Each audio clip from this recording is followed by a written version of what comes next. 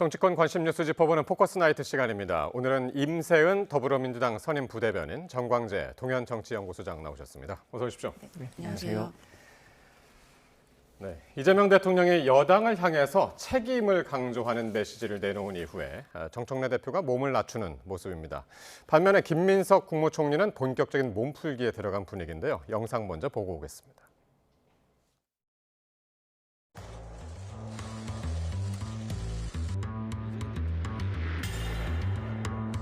이재명 대통령은 외국에 나갈 때마다 순방할 때마다 뭔가 기대가 된다.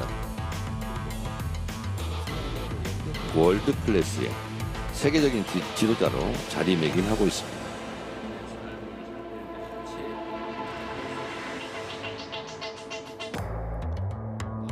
한시도 마음을 놓지 대통령의 고뇌와 충정이 고스란히 느껴졌습니다.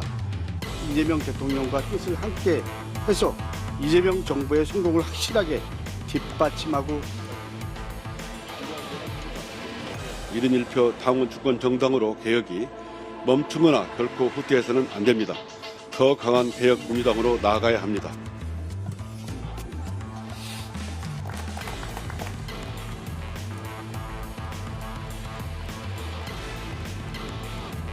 대통령님께서 선거 직후에 꽤 긴 해외 순방을 나가셔서 제가 먼저 한번 모시고 총리실을 좀 쭉 준비를 해온 것들이 있습니다.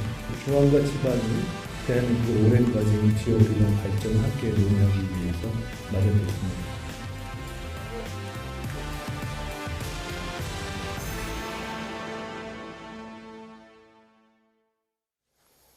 네, 정청래 대표가 오늘 최고위원 회의에서 이재명 대통령은 월드클래스다라면서 한껏 죽여 세웠습니다. 부대변인님, 네, 어떤 의미입니까? 원래 그 네. 집권 여당의 당 대표는 대통령의 성과를 항상 이렇게 칭찬하고 홍보하고 또 저희가 잘 보좌할 수 있도록 이렇게 기반을 마련하는 게 역할입니다. 그리고 네. 정청래 대표는 그 동안에도 이재명 대통령에 대한 여러 이렇게 순방 나가실 때마다 그 성과를 굉장히 많이 홍보를 하셨어요. 그러니까 어제 오늘 일은 아닌데 이제 다만 여러 가지 그 전에 있었던 권력은 짧다 네. 이런 거라던가 그다음에 여러 가지 행보들이 혹시 대통령을 진짜 잘 보좌하는 게 맞냐라는 여러 이제 의견들이 있었잖아요. 그런 비판들도 있었던 것도 사실이고요. 그러다 보니까 조금 더 의식하셔서 이야기를 하셨는지는 전에 알 바는 없지만 저렇게 예. 얘기를 자주 하셨던 거는 어제 오늘 일은 아닙니다. 예. 그게 저희가 이제 요 상황에 TPO라는 게 있잖아요. 그래서 요때 요 얘기 하는 게 무슨 의미지라고 이제 해석을 이제 깊게 하시는 건데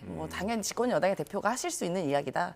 라고 네, 말씀드리겠습니다. 자세를 많이 낮췄다, 많이 숙였다 이런 이제 기사들이 많았고 특히 이제 그 정청래 대표의 손목을 오늘 자세히 보면은 이재명 대통령이 새겨진 대통령 시계를 차고 있어서 이것도 상당히 눈에 띄었습니다. 평소에 정청래 민주당 대표가 이재명 대통령 시계를 차고 다니는지 안 차고 다니는지 잘 모르겠어요. 저도 잘 그런데 모르겠는데. 오늘 보인 장면에 여론이 집중한 것은 최근에 이른바 이재명 대통령과 정청래 민주당 대표 간의 갈등이 본격화된 국면이기 때문에 더 집중하고 있는 것 아닌가 싶습니다. 지금 임 대변인 말씀하신 것처럼 TPO라는 게 있잖아요.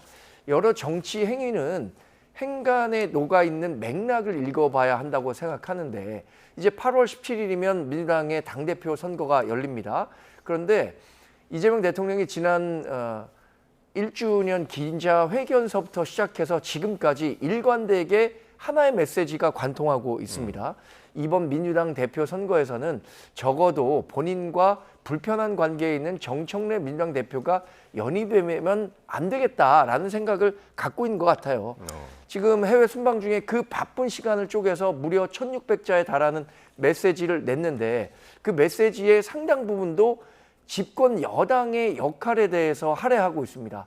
그러니까 거꾸로 해석하면 지금 집권 여당은 본인이 생각하고 있는 집권 여당의 역할에 충실하지 못하고 있다라는 뜻으로 해석해 볼 수밖에 없거든요. 이건 비단 민주당을 밖에서 이렇게 좀 의심의 눈초리로 보는 국민의힘의 시각에서뿐만 아니라 여러 언론에서도 함께 같은 해석을 내놓고 있는 거기 때문에 유념할 필요가 있다고 생각합니다. 네.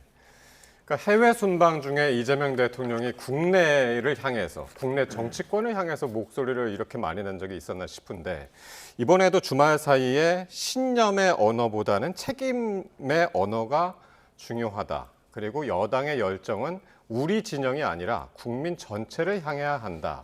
이런 이제 SNS 글을 올렸단 말이에요. 이게 이제 정청래 대표를 향한 것이다라는 분석들이 많이 나왔어요. 그러니까 책임이라는 이야기가 굉장히 많이 언급되고 있습니다. 근데 비단 이 글뿐만이 아니라 실제로 대통령께서 기자회견, 1주년 기자회견 했을 때도 집권 여당은 이래야 된다, 뭐 큰 그릇이어야 된다, 받아야 된다, 뭐 이런 식으로 포용과 통합 이런 언어를 굉장히 많이 쓰셨거든요. 그래서 이거는 어느 한 명을 저격했다기보다는 뭐 우리 민주당 전체에 대한 이야기다라고 보여지고 저도 그 책임에서는 자유로울 수가 없는 사람이잖아요. 그러니까 모두에게 해당되는 이야기다라고 말씀드리고 싶습니다.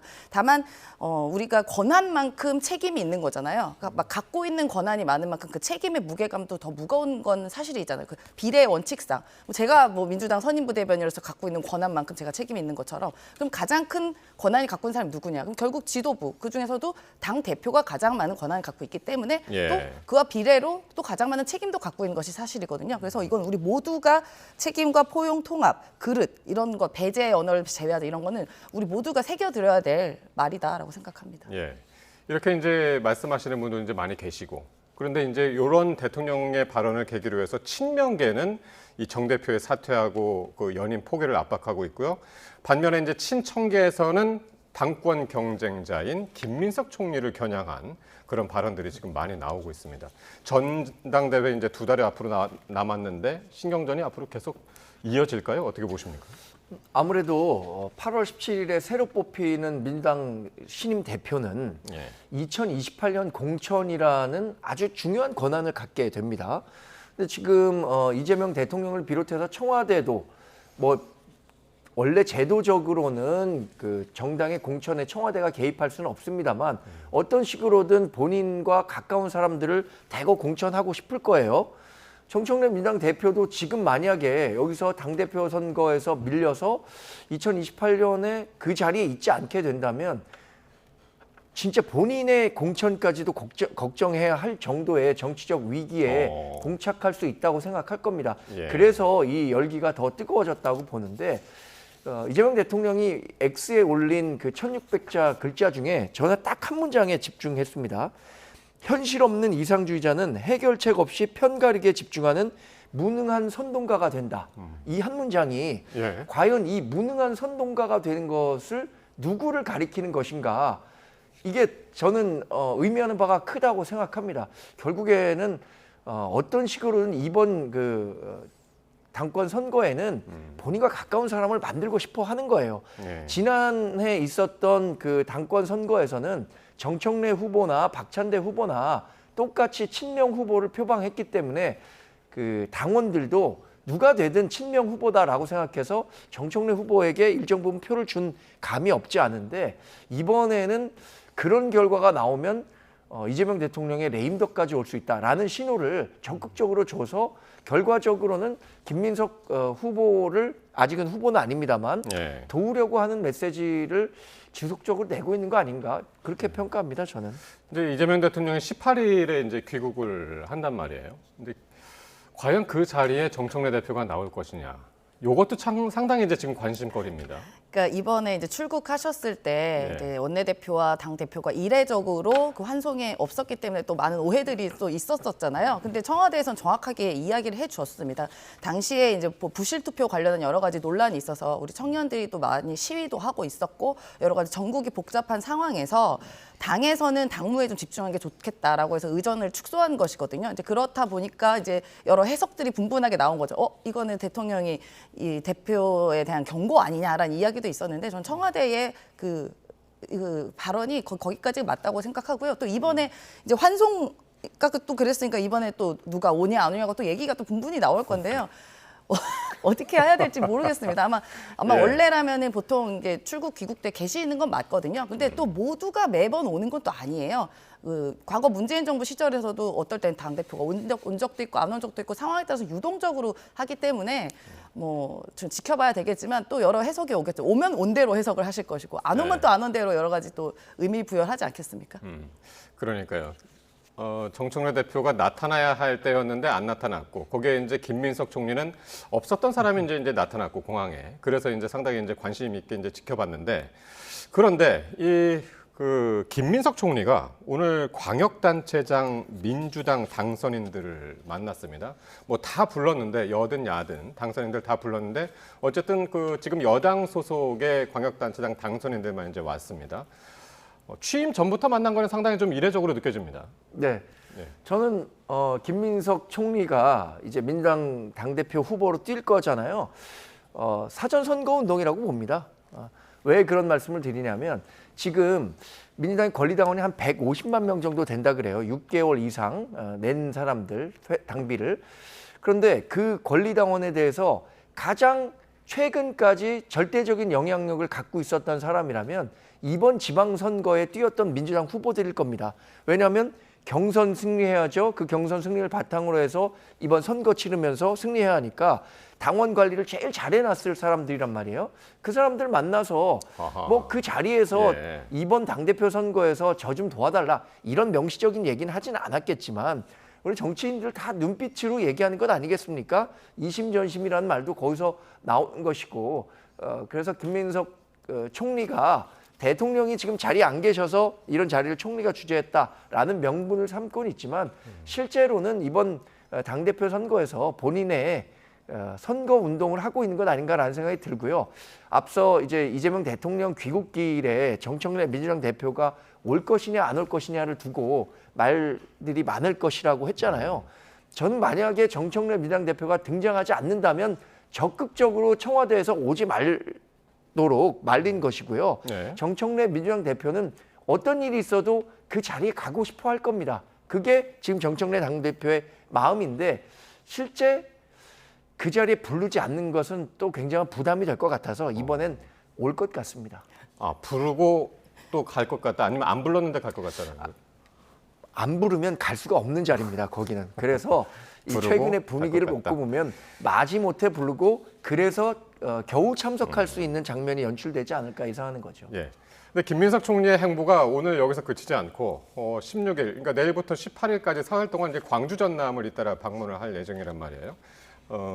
명분은 이제 통합특별시 출범 점검이라지만 이게 호남이라는 곳이 이제 굉장히 상징적인 거잖아요. 그렇죠. 네. 네. 저희 민주당에는 약간 고향 같은 곳이기도 하고 뭐 중요한 결정이 있기 전후나 이럴 때는 호남 방문을 주로 하는 분들이 많습니다. 아마 이번에는 그래도 이번에 통합특별시가 처음 출범하는 거잖아요. 그러니까 그래도 내각에 어떻게 보면 지금 제2인자 그리고 이제 총리로서 이제 그런 것들에 대한 점검이 저는 필수적으로 할 것이라고 보고 또 대통령께서 굉장히 역점을 두고 계신 게 통합시였어요. 비단 이번에는 광주 전남에 한정되었지만 네. 더 넓혀서 이제 대구 뭐 이렇게 여러 지역에도 통합특별시를 계획하고 있는 만큼 아마 첫 번째 출범하는 통합특별시에 대한 지극한 관심을 가서 점검해 보고자 하는 그런 총리로서의 역할을 하러 가는 것이라고 저는 보고요. 네. 당연히 지금 선거 시기가 곧 다가오고 예민한 시기다 보니까 호남을 가면 가는 대로, 영남을 가면 가는 대로 다 여러 가지 해석들이 나오는데 그것도 정치인이 당연히 받아들여야 될 영역이니까요. 그거 총리께서 오해 없게 잘 일을 보고 오시지 않을까 싶습니다. 예. 자, 이런 가운데 유시민 노무현 재단 이사장이 오늘 또 큰 뉴스 중에 하나였습니다. 이사장이 그 재단을 떠나겠다고 했는데 어떤 이야기를 했냐면 자신이 앞으로 할 비평 활동이 이 노무현 재단에 부담이 될 수 있다라는 이유를 댔습니다. 이건 어떤 의미로 보십니까? 저는 사실 유시민 작가의 최근 활동에 대해서 비판적으로 봅니다. 과거에 본인이 나이 60이 넘으면 뇌가 썩어 들어간다 이런 식의 본인 얘기를 한 적이 있어요. 그래서 사실 60 이후에 어떤 다양한 정치적 활동에 대해서 비판적으로 말씀을 하신 적이 있었는데 지금은 본인 연세가 그렇게 되셨는데도 불구하고 어느 때보다 활발하게 정치 비평 활동을 하고 계신 거죠.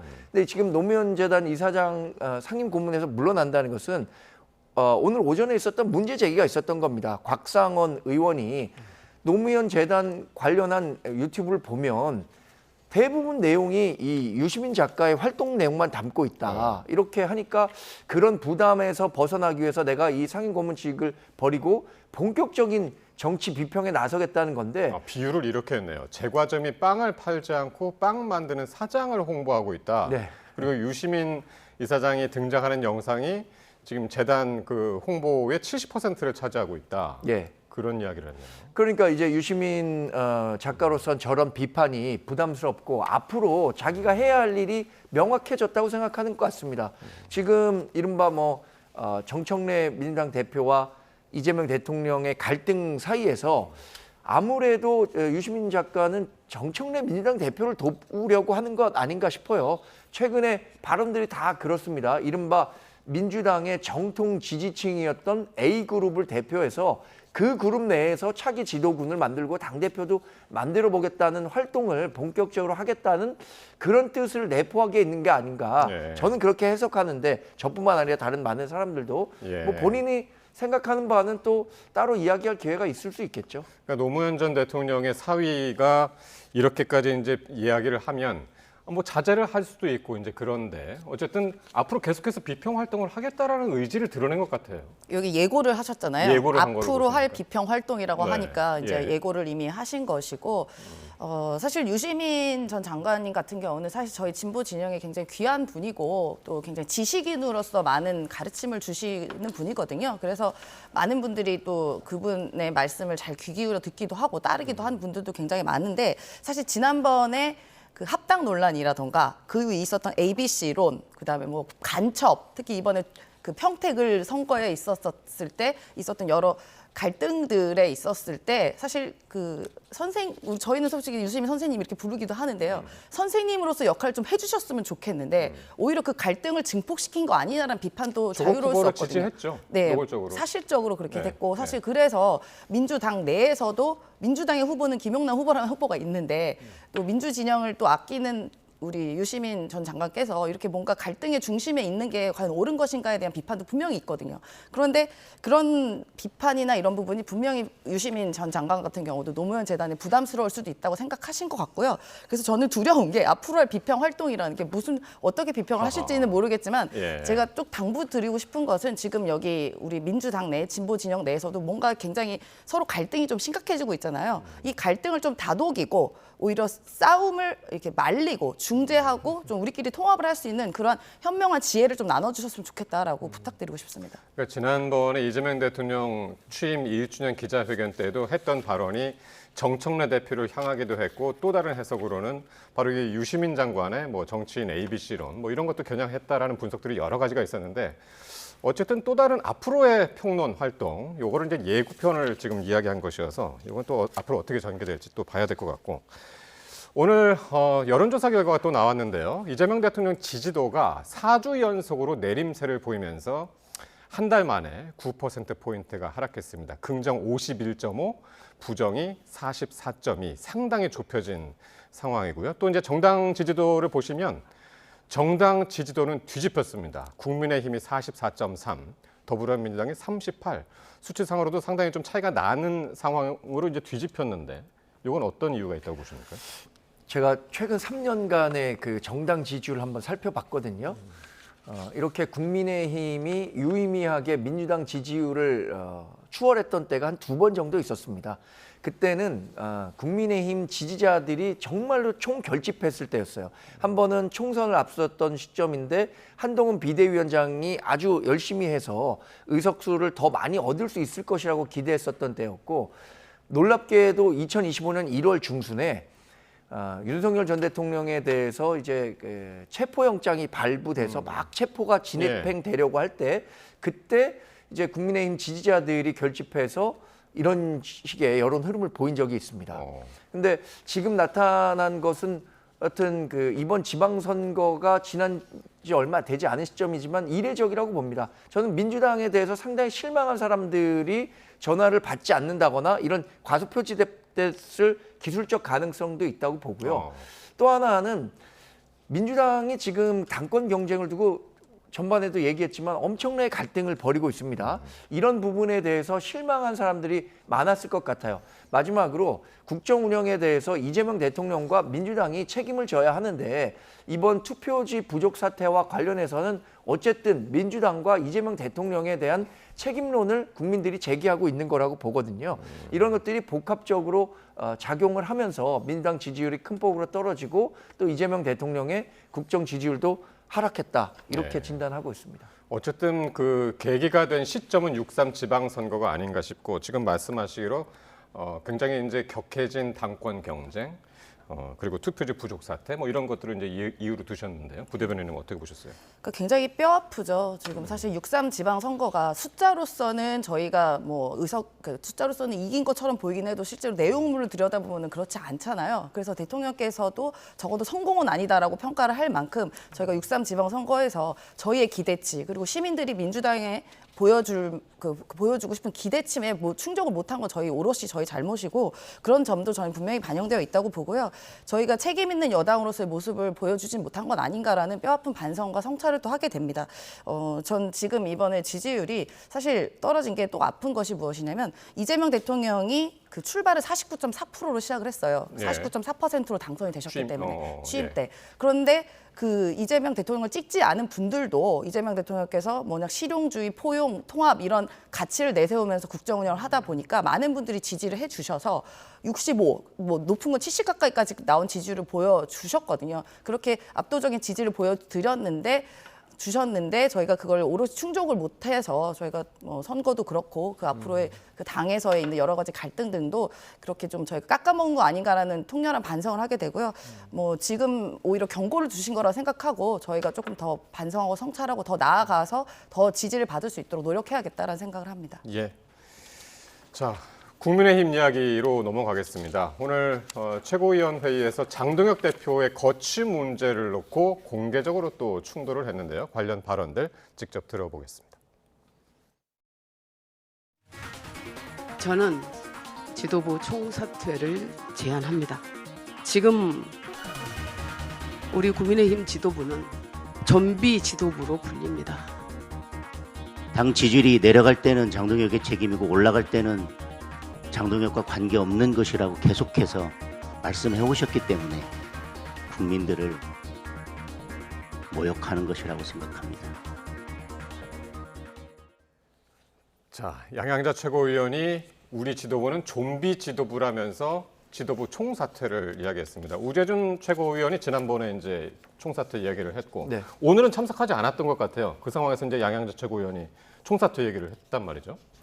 양양자 최고위원이 이번에 경기지사 후보로 뛰기도 했었잖아요. 선거 과정에서 다양한 민심을 경청했을 것이라고 생각하고 선거 결과에 대해서도 누구보다 냉철하게 판단을 하고 있다고 생각합니다.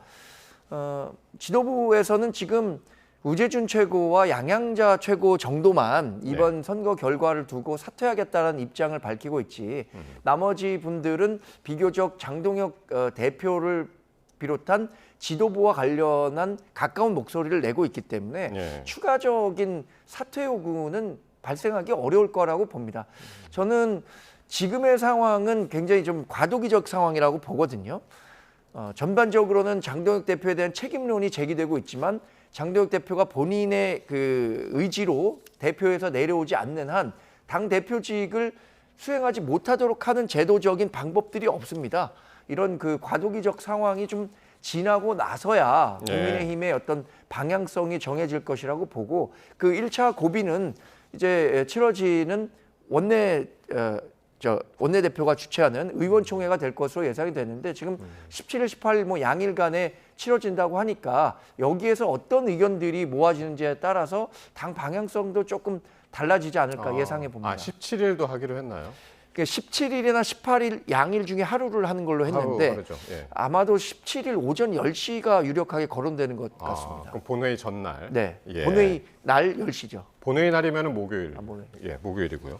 자, 어쨌든 지금 이제 장동혁 대표는 이런 양양자 최고위원의 총사퇴 이야기에 대해서 지지를 보내주신 국민을 모욕하는 것이다라는 이야기를 했거든요. 앞서서 이제 저희가 그 여론조사 결과도 봤습니다만은 국민의힘이 여론조사에서 역전을 했단 말이죠. 네. 역전을 한 그것도 좀 영향을 미쳤을 거라고 보세요. 어떻게 보십니까? 그렇죠. 장동혁 대표 입장에서는 어쨌든 책임을 지는 사람이 장동혁 대표니까 생각보다 선전을 했잖아요, 이번에. 그러니까 그동안 나와 있던 여론조사 등등에 비춰봤을 때는 생각보다 선전을 했고 특히 재보궐 지역 같은 경우는 저희가 갖고 있었던 4석이 다 날아갔습니다. 그러니까 이제 무소속도 한 분 계시니까 일단 3석을 확보를 한 거잖아요. 의석이 3석이나 늘은 거죠. 그러니까 장동혁 대표 입장에서는 내가 뭐가 실패했냐, 책임질 일이 뭐가 했냐라고 이제 이야기를 하시는 건데 사실 이게 장동혁 대표가 잘해서 한 건 아니지 않습니까? 이번에 지지율 올라간 것도 사실 저희 민주당이 이런저런 뭐 얘기가 있고 논란이 있고 저희가 좀 못한 측면이 있기 때문에 기저효과로 사실 국민의힘 지지도가 올라간 거라고 보지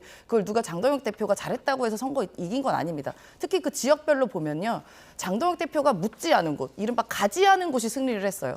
서울 지역 같은 경우에 예상외로 오세훈 후보가 승리를 했는데 이 지역은 장동혁 대표가 서울에 얼씬도 못하게 했거든요. 그 지도부 얼씬도 못하게. 오세훈 시장이. 예, 오세훈 시장이. 그랬기 때문에 또 승리한 거 아니냐는 얘기도 나오고 여기저기 이긴 데 보면 대부분이 장동혁 대표랑 거리가 먼 분이에요. 평택을의 유이동 후보 같은 경우에도 장동혁 대표의 지도체제 문제를 제기하는 분이고 그러니까 이런 쪽에서 당선이 됐기 때문에 이게 장동혁 대표 때문이 아니다라고 지금 양양자 최고위원이나 우재준 의원은 알고 있는 거거든요. 그러니까 우리가 당을 쇄신하기 위해서는 또 총선을 대비하기 위해서는 이 지도체제가 과연 가는 게 우리 국민의 그 국민의힘에 맞는 것인가, 해가 되는 것인가, 뭐 아니면 이익이 되는 것인가 봤을 때 이 지도체제가 해체돼야 되는 게 그분들도 다음 총선에 영향을 주지 않겠습니까? 예. 근데 이번뿐만이 아니라 이 장동혁 지도체제에 대한 문제는 어제 오늘 일이 아니었잖아요.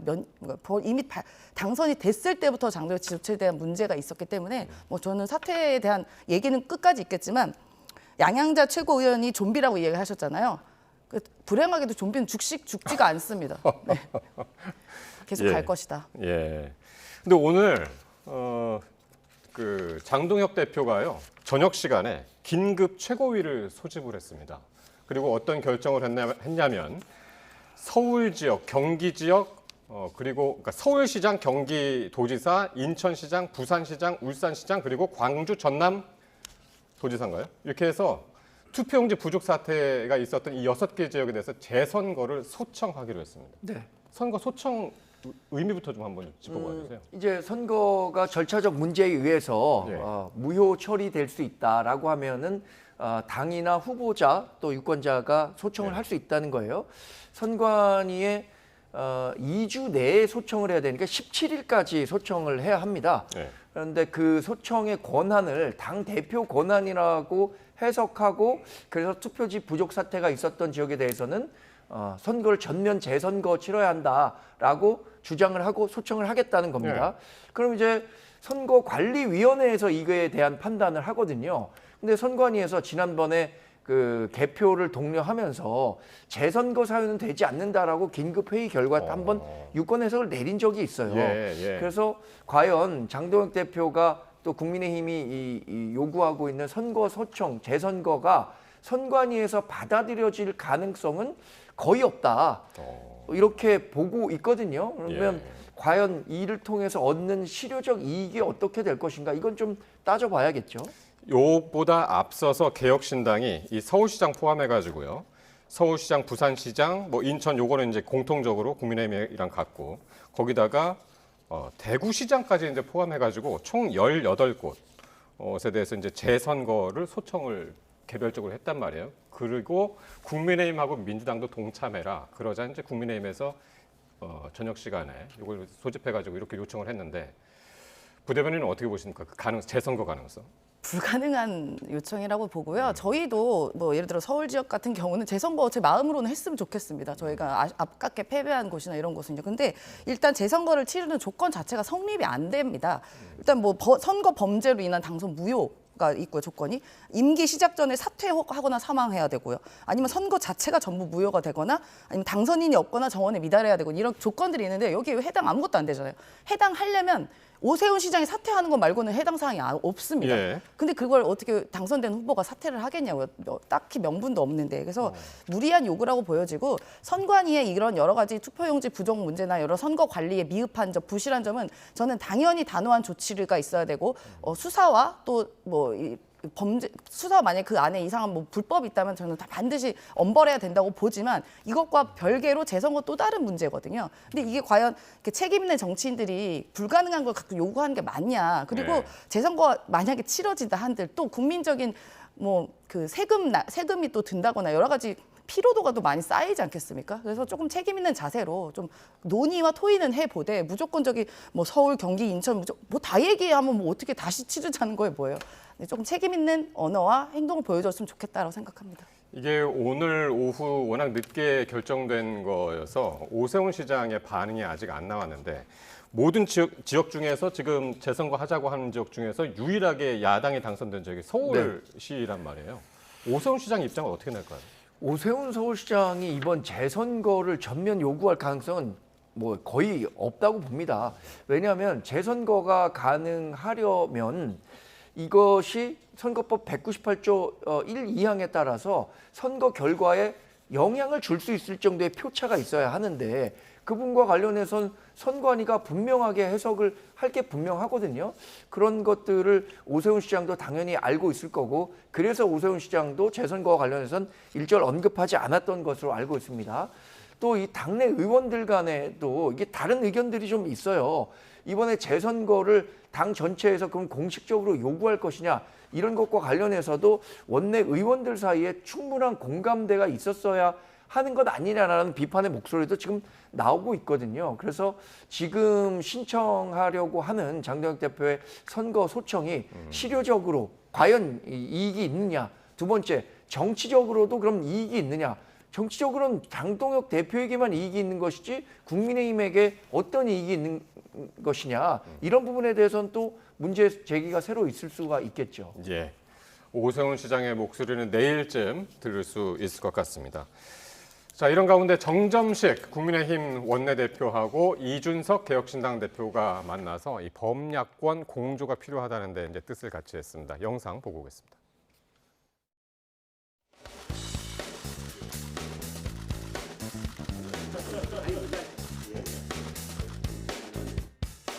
우리 이준석 대표님께서는 30대 보수정당의 당대표를 역임하시고 보수정당의 세대교체와 변화를 위해서 많이 노력해 오신 분인 것 같고 소위 재판기소법 그리고 이번 지방선거에서의 투표 용지 부족 사태 등 이 많은 것들이 함께 진행해야 될 그런 당면 과제라고 생각합니다. 이재명 정부와 민주당의 폭주를 견제해야 되는 입장 속에서는 제 정당 간에 이것도 긴밀을 주는 것이 좋다. 민주당 중심의 일방주의가 이번에 반복되지 않도록 하는 것이 중요할 것 같습니다. 예, 정정식 신임 원내대표가 인사차 이제 개혁신당을 찾아간 건데 국민의힘 원내대표가 이준석 대표를 찾아간 게 개혁신당 창당 이후 처음이라고 그러네요. 그것도 놀라운 일이네요. 보통은 다 이제 당선이 되면 서로 작은 당이든 큰 당이든 서로 교류하고 인사는 하는데 이번에 처음 같으니까 좀 놀랍고요. 그래도 어쨌든 이준석 그 개혁신당 대표가 그래도 한때는 식구이지 않았습니까? 국민의힘 식구였기 때문에 뭐 저는 이렇게 잘 견제와 균형 차원에서 잘 지내는 건 바람직하다고 생각하고 야당의 역할을 두 분들께서 잘 얘기하셔서 야당의 그 건전한 야당 역할 잘 해주시라라고 부탁드리고 싶습니다. 오늘 그리고 정점식 원내대표의 말이 이준석 대표에 대해서 보수의 소중한 자산이다. 그리고 자유민주주의 가치 수호에 함께할 소중한 분이다. 요 이야기도 상당히 눈에 띄었습니다. 좋은 말씀하신 것 같습니다. 네. 저도 항상 생각하기를 지금 우리 유권자 지역만 놓고 보면 과거에는 보수가 주류 세력이라고 자부할 수 있었는데 2016년 총선을 계기로 해서는 이제 보수가 우리만 똘똘 뭉쳐서는 절대 진보 세력, 좌파 세력 이길 수 없다라는 현실을 자각해야 한다고 생각하거든요. 그런 측면에서 본다면 윤석열 전 대통령 때부터 시작된 이른바 이렇게 덜어낸 거잖아요. 이준석 대표도 덜어내고 한동훈 전 대표도 덜어내고 이런 뺄셈의 정치를 했는데 이제 덧셈의 정치를 하겠다라는 명확한 뜻을 보이신 것 같아서 상당히 환영할 만한 내용이라고 생각하고요. 정점식 원내대표가 이른바 당권파에서 밀었던 원내대표다라는 평가를 받고는 있지만 중도 외연 확장과 보수의 재건 또 보수의 미래 확장을 위해서는 상당히 전향적인 생각들을 갖고 계신 것으로 알고 있습니다. 그런 측면에서 이번에 이준석 대표를 만나서 하신 얘기니만큼 2028년 총선 또 더 나아가서 2030년 정권 창출을 위해서라도 협력의 대상은 누구든 될 수 있다라는 문호를 열어놓은 셈이라고 봅니다. 그렇군요. 자, 이렇게 이제 공소 취소 특검을 막고 또 투표용지 부족 사태 등을 해결하기 위해서 협력의 필요성에 이제 뜻을 모았다고 하니까 또 범야권의 연대 물꼬를 틀지 앞으로 계속 지켜보도록 하겠습니다. 지금까지 임세연 더불어민주당 선임 부대변인, 정광재 동현정치연구소장과 함께했습니다. 두 분 고맙습니다. 고맙습니다.